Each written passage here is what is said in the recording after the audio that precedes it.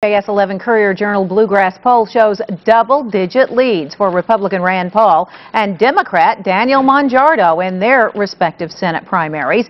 And as WHAS 11 political editor Joe Arnold reports, Rand Paul's success is no longer a surprise. Joe? Well, let's say it was only in August that on this very newscast, we revealed poll results that shocked the Kentucky Republican establishment. Yes, Trey Grayson then, as expected, was the leader in the GOP Senate primary, but then he only led by 11 points over first-time candidate Rand Paul. Now, 7 months later, it's Rand Paul with a double-digit lead.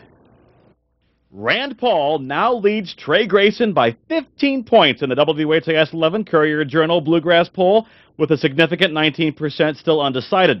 4 other Republicans split the remaining 11% of likely primary voters. Paul says he's not surprised by his lead in our poll. Yeah, we've sensed that because the other side tends to attack us all the time now, so we figure if they're attacking us, we must be ahead.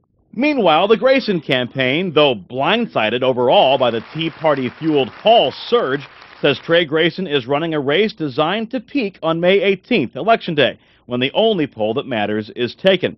But Grayson has a lot of catching up to do. The only category where Grayson leads is among non-gun owners, not quite the statement a conservative candidate would like. Rand Paul opposes the war in Iraq, and he doubts whether Afghanistan is still a threat. He even thinks we should cut military spending and operations. In a series of attack ads, Grayson has called into question whether Paul, the son of libertarian icon Ron Paul, is really the conservative Republican he says he is.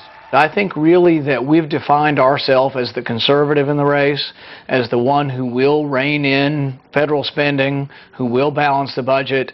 And so if he just goes out there and tries to criticize me, I think it'll be a tough time for him because he hasn't really defined himself yet. Our poll was conducted early last week and is only a snapshot in time if the primary was held today.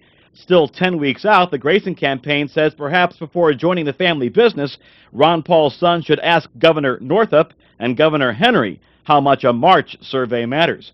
Paul says he's ready if Grayson uses attack ads to whittle into his lead. We've raised about the same amount of money as he has, so we will be able to compete. If he does choose to go negative, we will be able to respond.